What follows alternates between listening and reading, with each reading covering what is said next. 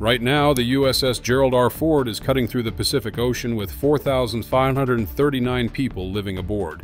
That's more people than most American towns. They're 200 miles from any land, surrounded by nothing but water in every direction. These aren't passengers on vacation. They're working around the clock in one of the most dangerous jobs on Earth. They eat 18,000 meals every day. They sleep in rooms smaller than prison cells, and they operate the most powerful weapons ever put to sea. How do 5,000 people survive for months in the middle of the ocean? The reality is more incredible than you think. The USS Gerald R. Ford isn't just a ship. It's a floating city with a population bigger than thousands of American towns. At this very moment, 4,539 sailors, Marines, and airmen are living their entire lives aboard this nuclear-powered aircraft carrier somewhere in the vast Pacific Ocean. But the Ford isn't alone. America operates 11 nuclear-powered aircraft carriers, each one home to roughly 5,000 people. The Nimitz-class carriers have been the backbone of American naval power for decades. Ships like the USS Abraham Lincoln, USS George Washington, and USS Ronald Reagan, each one carrying entire communities across the world's oceans. These floating cities represent American engineering at its finest. Each carrier costs over $13 billion and takes nearly a decade to build. The result is a vessel that can operate independently for months, supporting 5,000 people in the middle of hostile waters, thousands of miles from home. If you're proud of American naval power like this, type "proud" in the comments.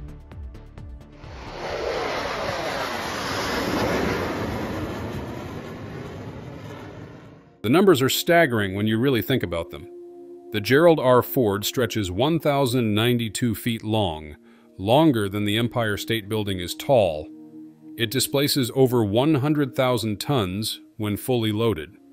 But here's the mind-blowing part. It can cruise for 90 straight days without touching land or resupplying.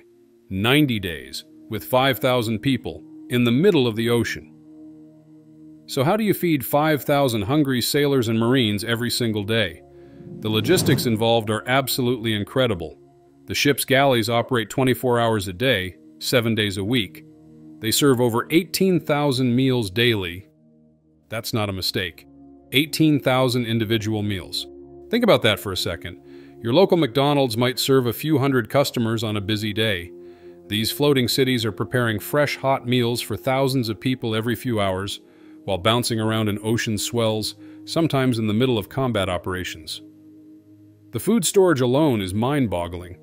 Aircraft carriers stock enough provisions to feed a small city for months at a time. We're talking about thousands of tons of frozen meat, fresh vegetables, dairy products, and dry goods.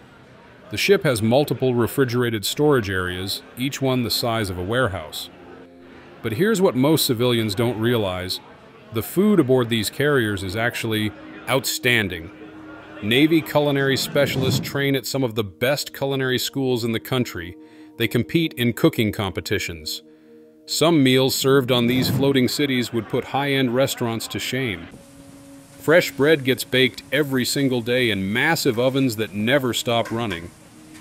Pizza night, Taco Tuesday, steak and lobster dinners, the variety is incredible. These aren't military rations we're talking about.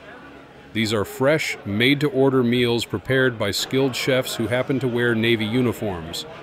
The galley operations are like watching a perfectly choreographed dance. During mealtimes, you'll see lines of sailors moving through serving areas that can feed hundreds of people in minutes. Steam tables stretch for what seems like forever, loaded with every kind of food you can imagine. And it all happens while the ship is moving, while aircraft are taking off and landing overhead, while the entire vessel might be rolling in heavy seas or maneuvering at high speed. The precision required is absolutely incredible, but feeding 5,000 people is just the beginning. Where do all these people sleep? How do you house the population of a small town in a space smaller than most shopping malls?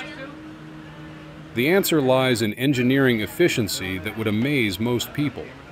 Sailors sleep in what they call racks, basically beds stacked 3 high in compartments throughout the ship. Each sailor gets a space about the size of a coffin, but it's theirs. These aren't just mattresses thrown in a room. Each rack has its own light, ventilation system, and storage space.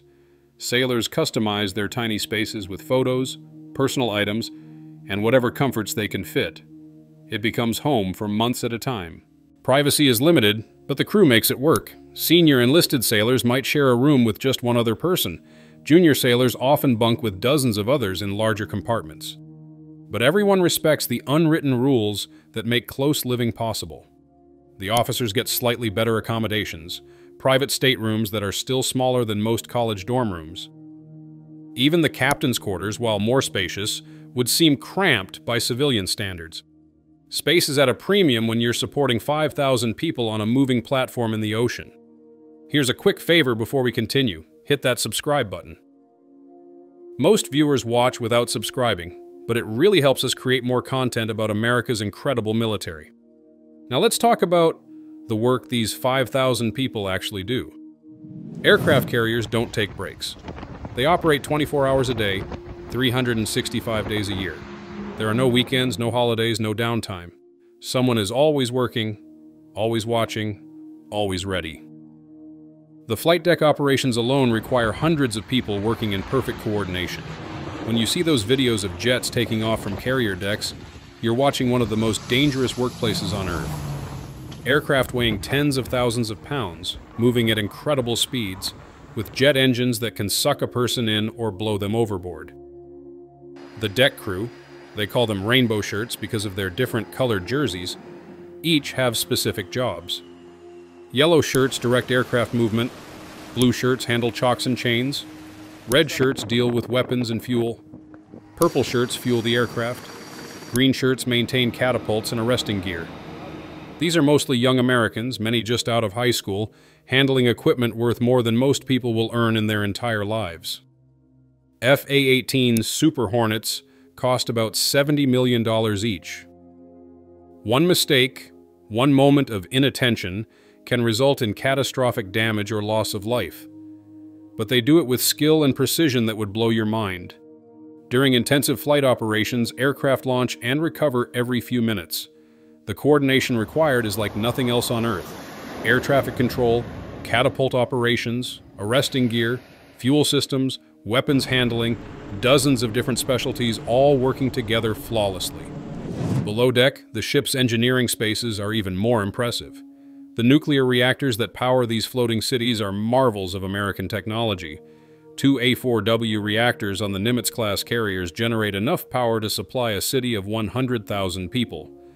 The reactor compartments are staffed by some of the Navy's most highly trained personnel. Nuclear-trained sailors go through nearly 2 years of intensive schooling before they're allowed to work on reactor systems. The standards are incredibly high because the margin for error is zero. These reactors can run for over 20 years without refueling. They create not just propulsion power, but all the electricity needed to run a floating city. Lights, computers, radar systems, weapons, life support, food preparation, water production, everything depends on those nuclear power plants deep in the ship's hull. Water production is another marvel of engineering. Aircraft carriers make their own fresh water from seawater using nuclear-powered desalination plants. The Gerald R. Ford can produce over 400,000 gallons of fresh drinking water every single day. That's enough water for 5,000 people to drink, cook, shower, do laundry, and operate all the ship's systems. The water produced is actually cleaner and purer than what most Americans drink at home. It's filtered, treated, and tested continuously to ensure safety. Waste management on a floating city with 5,000 people is a massive undertaking. Everything has to be processed aboard the ship. Food waste gets ground up and disposed of safely in the ocean. Human waste goes through sophisticated sewage treatment plants built right into the vessel. Garbage gets sorted, compacted, shredded, or burned in shipboard incinerators. Nothing goes over the side unless it's been properly processed. These ships have to be completely self-sufficient for months at a time. Medical care for 5,000 people in the middle of the ocean requires a full hospital facility. Aircraft carriers have medical departments with dozens of doctors, nurses, and corpsmen. They can handle everything from routine sick call to major surgery. The medical spaces include operating rooms, X-ray equipment, dental facilities, pharmacy, and even intensive care units. They're prepared for combat casualties, but they also handle the everyday medical needs of 5,000 people living in close quarters. Emergency medical evacuations can happen by helicopter when the ship is close enough to land. But when carriers are operating in the middle of the Pacific or Atlantic, the medical team has to be ready for anything. They've performed everything from appendectomies to heart surgery while the ship is underway. Communication with the outside world is crucial when you have 5,000 people separated from their families for months at a time. Modern aircraft carriers have sophisticated satellite communication systems that allow email, internet access, and even video calls home. This is a huge improvement from just a few decades ago. Sailors in the 1970s and 80s might get one brief phone call during an entire deployment. Now, crew members can stay in touch with family, watch movies, and even take online college courses while deployed. The morale impact is enormous. When you're stuck on a ship with 5,000 other people for months, being able to connect with the outside world makes a huge difference in mental health and job performance. But what happens when these floating cities encounter bad weather? The ocean can be incredibly hostile, with storms that would send smaller vessels running for port. Aircraft carriers are built to handle the worst Mother Nature can throw at them. These ships can operate in seas with waves over 30 feet high. The hull design and the ship's massive weight keep it stable even in conditions that would be terrifying to civilian mariners. Flight operations might be suspended in extreme weather, but the ship keeps going. Hurricane-force winds, massive waves, driving rain, aircraft carriers push through conditions that would shut down entire ports. The 5,000 people aboard just keep working, keep eating, keep sleeping, as if they were tied up to a dock somewhere. The navigation and seamanship required to operate these floating cities safely is incredible. The bridge team works around the clock, monitoring weather, other ship traffic, and potential threats. They're responsible for safely moving 100,000 tons of ship and 5,000 human beings across the world's oceans. Maintenance on an aircraft carrier never stops. With 5,000 people depending on every system working perfectly, preventive maintenance is critical. Teams of specialists work continuously on engines, electrical systems, weapons, life support, and hundreds of other critical components. The precision required is amazing. These aren't cars that you can pull over to the side of the road if something breaks. When you're 500 miles from land with 5,000 people aboard, everything has to work, all the time. Training continues even during deployment. New sailors learn their jobs from experienced crew members. Emergency drills happen regularly. Fire drills, damage control exercises, general quarters drills where the entire ship's company responds to simulated emergencies. These drills aren't optional. In combat or emergency situations, the lives of all 5,000 people aboard depend on everyone knowing exactly what to do. The training is intensive, realistic, and never-ending. The social dynamics of 5,000 people living together in a confined space are fascinating. These floating cities develop their own cultures, traditions, and ways of dealing with the stress of deployment life. Religious services happen regularly, with chaplains representing multiple faiths. The ship's library provides books, movies, and quiet spaces for people who need to get away from the crowds. Fitness facilities help crew members stay in shape and burn off stress. Entertainment comes in many forms: movie nights, talent shows, sports competitions between different departments. During Steel Beach picnics, when the ship is in calm seas, crew members can actually barbecue and relax on the flight deck, surrounded by nothing but ocean. The diversity aboard these floating cities is remarkable. Crew members come from every state, every background, every walk of life. Small-town kids from Kansas work alongside people from major cities. College graduates serve with high school dropouts who found their calling in the Navy. What unites them all is the shared experience of living and working in one of the most challenging environments on Earth. The bonds formed during these deployments often last a lifetime. Career advancement happens even while deployed. Sailors take advancement exams, complete training requirements, and compete for promotions. The Navy's commitment to professional development doesn't stop just because you're 1,000 miles from land. Leadership development is continuous. Young sailors quickly learn to supervise others, manage complex systems, and make critical decisions. The responsibility given to 20-year-olds on aircraft carriers would amaze most civilian employers. The technology aboard these floating cities continues to evolve. The newest carrier, USS Gerald R. Ford, uses electromagnetic catapults instead of steam to launch aircraft. Advanced radar systems can track hundreds of contacts simultaneously. Computer networks connect every department and workstation. But the human element remains the most important factor. These floating cities succeed because of the dedication, skill, and teamwork of 5,000 Americans working together toward common goals.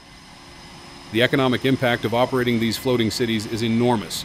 Each deployment involves not just the 5,000 people aboard, but thousands of family members back home.